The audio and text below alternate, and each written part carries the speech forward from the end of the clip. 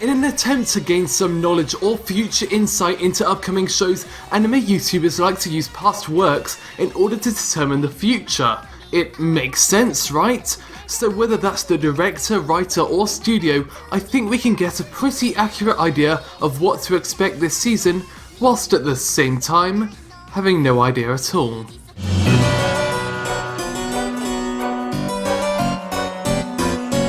Let's start with Assassination Classroom. This is a story about a superpowered alien invading Earth and the classroom of rejected students that must assassinate him. Currently published in Shonen Jump, it's a series that is filled with both comedic and heartwarming moments as their teacher, Koro-sensei, helps them get over their troubles in life despite being their target in this assassination project. It's my favourite manga published in Shonen Jump and holds some similarities to great teacher Onizuka. It is a joint animation project between Brainsbase and Studio Lurch and is considered to be one of the most anticipated shows of 2015 altogether. But what people are forgetting is the past. Let's start with Brainsbase. Yes, they made Bakuman and Mawari Penguin Drum, but they also made Defrag, which I didn't find very funny. Studio Lurch has an awful history as well. They made this show called Magikoi. Now, I've never seen Magikoi before, but I saw a Mal review that gave it a 3 out of 10. And that is why Assassination Classroom will be terrible.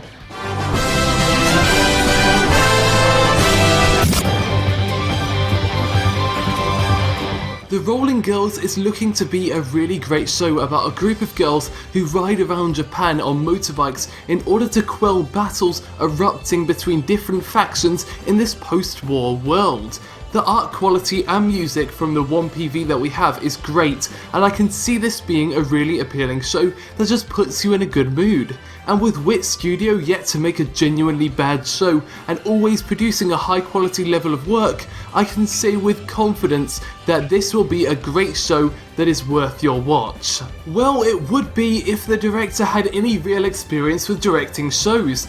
The only thing he's done is the second season of Silver Spoon and a load of episodes in various other shows. But one thing that they all have in common is that he has never started a show before. He's never done an episode actually, apparently he has on Michikoto Hatchin no less, regarded to be a really great show. Shit, I had this whole joke about how he was going to start the series at the end because he can't do episode 1s and all. Damn, I guess the Rolling Girls will actually be good at wait. He probably stole a pen from a co-worker once. I've got no evidence or basis for this, but that is why the Rolling Girls will be awful.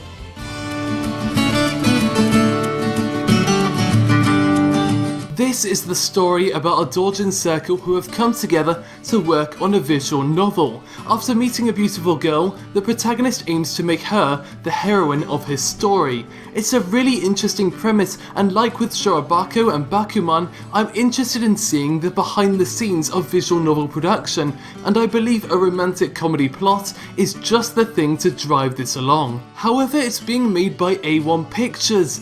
Yeah, the guys who made Sword Art Online of all things. And if you ask the internet, that's the worst anime ever made. And therefore, SAEKANO will be the worst anime of all time. See, I was going to go on about how this is looking to be a fun new sequel to contribute to this fantasy story, but I can't get past that name. What am I even supposed to call it? Dog Days Season 3 or Dog Days ''? It's a ridiculously stupid name for a sequel season, and that is why Dog Days '' will be offensively confusing.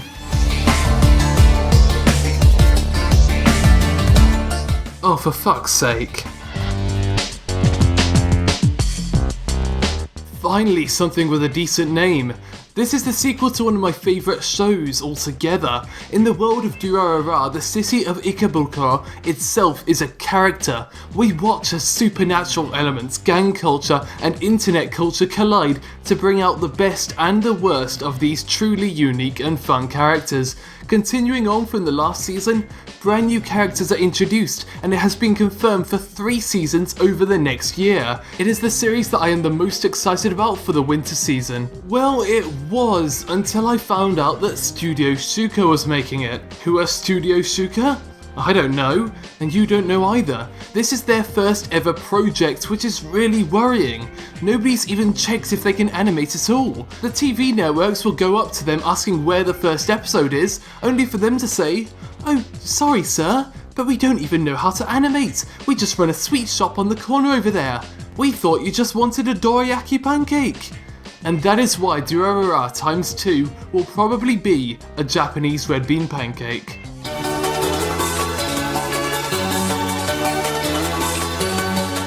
This original show by acclaimed director and writer Kunihiko Ikuhara presents us once again with his unique style, narrative mechanics, and sense of humour. He is truly an auteur of his works, with his most recent series, Mawaru Penguin Drum, featuring some great comedic moments supported by its hilarious penguins and recurring gags. With this series we can— Callum, it has Yuri. Glenn? Yeah, it has Yuri, but I'm kind of— It has Yuri, Callum. Look, I'm trying to make a joke about how we can't use past events to make conclusions about future shows, as there is always going to be different circumstances well outside of our knowledge. Callum, it's a show about Yuri. Fine. Yuri Kuma Arashi, or Lesbian Bear Storm in English, is a show about lesbian girls in bear outfits. I'm declaring it now to be the best show of 2015 and is the only anime series worth watching ever. Thanks for watching the Canipa Effect. I have no idea what I'm doing anymore.